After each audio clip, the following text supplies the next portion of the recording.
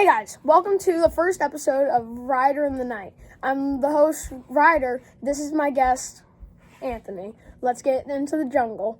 So first, we're looking at how bad the Washington Wizards have been this season, but they did pull up the upset the other day. But they should be winning a majority of their games. Why aren't they winning? Is it the connection between Jordan Poole and everybody else on their team, or should Jordan Poole get traded for something higher? I don't know. Let's get into it. I'm thinking that we trade Jordan Poole, and I don't remember who their center is, for just Zion. Because the connection between the Pelicans is not great, but if you add Zion, which is a really good big man, look at his stats. He's off the chart, but he's going from a bad team to a bad team. So, what's your take on it? I think you could go either way. I think they'd be fine doing any option. I think they're both viable options. Well, Jordan Poole is a part of Dub Nation with the Golden State Warriors. Speaking of the Golden State Warriors, how are they winning games? Because Draymond is... That's a good question, Ryder. Well, it's because Draymond isn't the same that he used to be back in Dub Nation. But Steph has outplayed everybody, even though he's been playing through an ankle injury. He's been super impressive this year, and he's been carrying the Golden State Warriors to, I believe, the 7th seed. That's true. One of my hot takes, the Atlanta Hawks are one of the biggest fraud teams out there. How's that? Due to them beating the the undefeated Cavaliers twice, but they're one of the only 3 teams that they lost twice to the Washington Wizards, which was interesting. But Trae Young might be one of the best point guards in the league. I don't know if it's too early to tell. What's your hot take on it? I agree. You seem to know a lot on this topic. How is that? Get my facts right. How do you get your facts right? What's your process? I've been looking up. I've been watching people. Every day I watch through a couple videos. I watch as many games as possible when they come up. What sparked your love for sports? I watched an interview with Joe Burrow after they took a W over the Cleveland Browns. It was 3 years ago. Our mother was the coach of the T-ball team when we were in kindergarten, was it? Yeah? Yes, it was. You didn't play, though, right? I did play. Oh, you did? I don't remember that. I've been playing ever since. Let's switch over the topic to NFL. So what's your take on the NFL right now? What are your thoughts, in a nutshell? So people are saying that the Kansas City Chiefs are the biggest frauds in history, even though they're 15-1. I don't think they're that bad. If they're 15-1, the only team in the league to only lose 1 game, second closest are the Detroit Lions with 2 losses. Yeah. Why are people ranking them 4th in the power rankings and not number 1? I don't understand. Well, I think it's because people are getting bored of the Chiefs. They're starting to feel like there's nothing new with them. They just lose. They lose over the hearts, not the games. They win the games, but I think people are just losing sight of them. So my take on it is Patrick Mahomes used to be super fun to watch back in the days when they didn't win every game and the refs weren't on their side. Well, the last few games, ever since the Chargers game, the refs have not liked them. But they have been back-to-back 2-score game wins. What is your take on the Chiefs? Are they ranked number 1, or do you think they should be ranked number 3 or 4? So, I think the Chiefs are underrated and overrated at the same time. I think they're a great team, but they get too much praise for being a great team, and they also get they get a lot of hate on their praise. They don't get hate, their praise gets hate, which I think is very interesting from a sports team. I understand that. I just don't understand why people are ranking the Bills higher. Yes, the Bills beat the undefeated Chiefs. I think the Bills are not good enough. I think that almost all the teams that they didn't play this year could beat them. I think the Bengals could beat them. I think the Vikings could beat them. I think I think if Detroit got a second chance, they could beat them. I think you have a bias, as I know that you are not fond of Josh Allen. That's me. Yeah, so I respect him, though. Do you have a bias on the category just because of your hatred for Josh Allen? Well, I don't hate him because, ended the undefeated season, which the Bengals should have. The call was there for the pass interference, which is very unfortunate. But I'm going to say that that Josh Allen doesn't deserve MVP.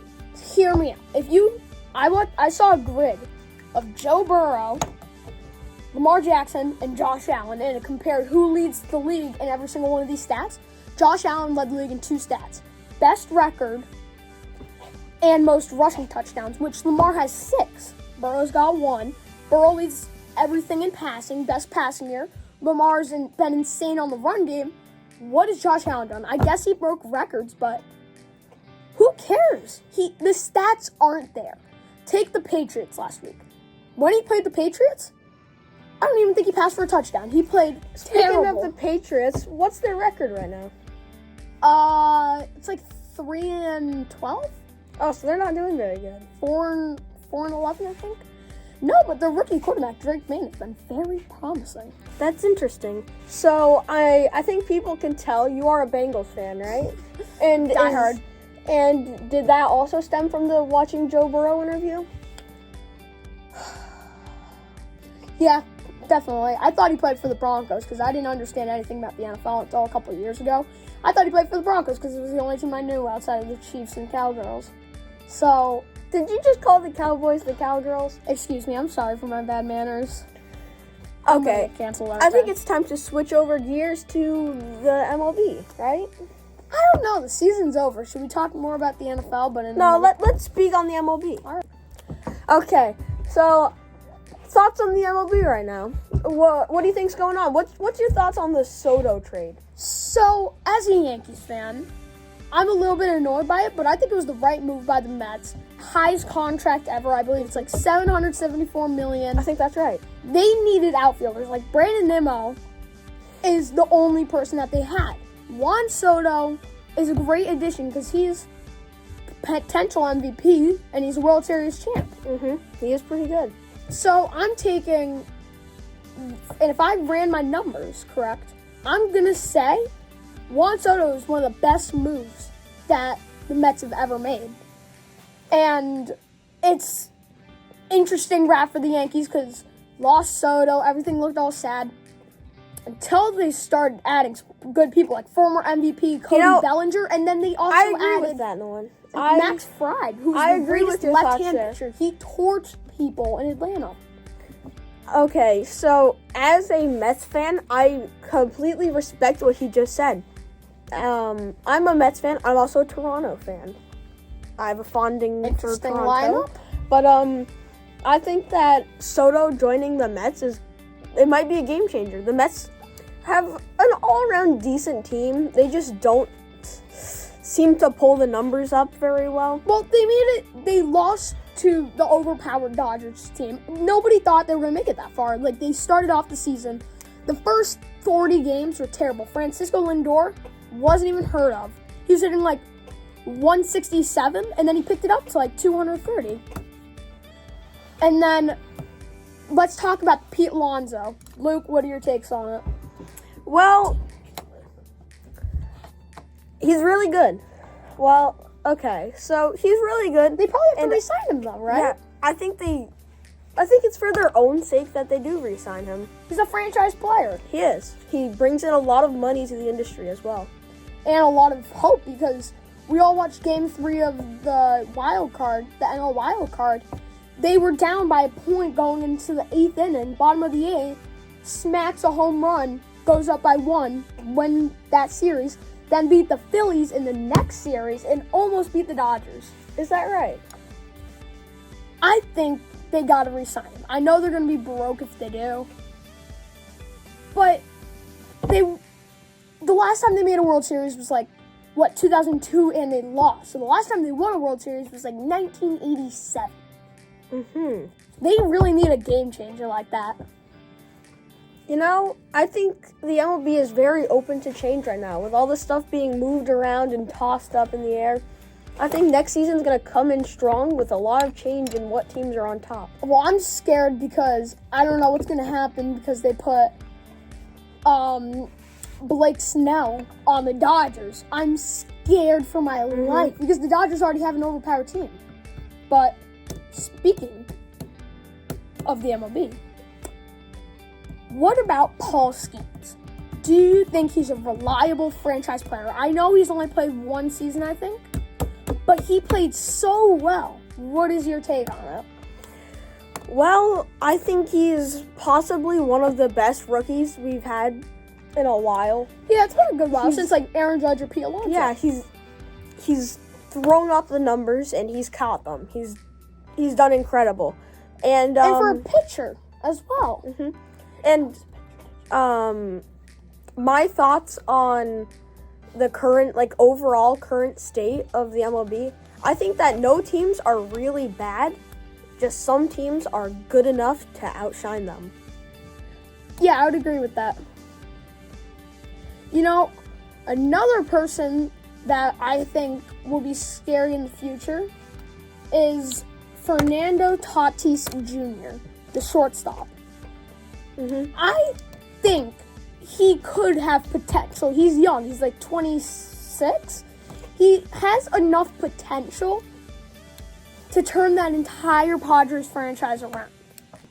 This is going to be our final section of today's episode. We're going to talk on the horrendous 6-3 Seahawks and Bears game. It was horrendous. Like, it was so awful to watch. It was slow. The entire second half, nothing happened. Nothing happened offensively, defensively. It was slow and boring. What are your thoughts on it, Ryder? Offensively, definitely. Defensively, we saw the Bears defense rip the ball out of Noah Fant's hands. What a play. I think it should have been called a touchdown or he was down. I don't think it should have been called where the fumble happens. I don't know. I don't have a take on it. You know, I think that what really caused the low score, Well, it wasn't great defense. It was just bad offense by both teams. And Geno Smith can't find an open pocket. And to start off, like, the ending of the second quarter, DK Metcalf getting that unsportsmanlike conduct foul. I don't even know. What are your thoughts on DK Metcalf? He's definitely in my top 10 receivers in the league. He just got to stay out of trouble. He's just like George Pickens. Both really good stars that got to stay out of trouble. So, another thing that I have is what is going to happen for the Seahawks? Are they going to make the playoffs or not? That was supposed to be the make or break game. That was supposed to be a better game than how it was, but I don't know. I think they might take over the Rams. So, that game, I had no joy come out of watching that. Would you say that was one of the worst games you've ever seen? Yes, I will. And I believe that everybody that watched it deserves a 3-hour refund of their life. And everyone that bought tickets to the game deserves a refund. It was a lot like 2 weeks ago on Thursday Night Football. Rams versus Niners. But cut that score in half for each. That was like depressing versus depressing. That was one of the worst games I've ever seen. 0 touchdowns. Was it a struggle to get downfield? I know Caleb was trying his best. He took like 5 sacks. Like, who lets a guy take 68 sacks in a game? Sorry, in a season. You know, I don't really know. I was thinking maybe he's just really bad. Maybe he's just not working well with his team. Maybe his team's not working well with him. There's a million different ways you could say it. Well, they brought so much in just for him, and they didn't do it for, what's his name? He plays for the Steelers, and he is really, really fast. Justin Fields.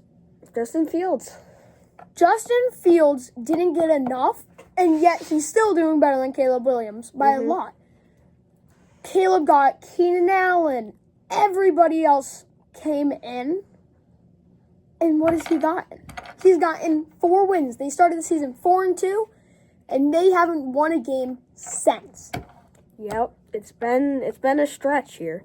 So, while we're on the topic of this game, of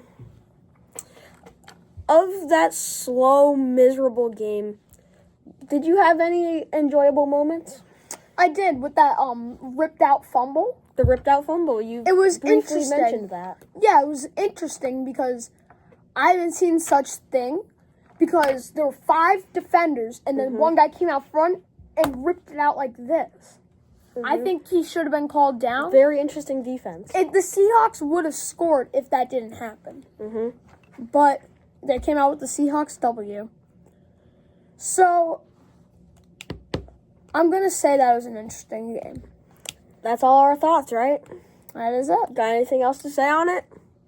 Not really much to say. DK Metcalf is not as good as Jackson Smith-Njigba. I think him, Tyler Lockett, and DK Metcalf can all be the greatest wide receiver core we've ever seen. And I totally agree. Bengals. Thank you for coming and watching our podcast. That's the end of our first episode. Give us a round of applause. I hope you all have a good night. We will be doing this as many nights as possible. Good day.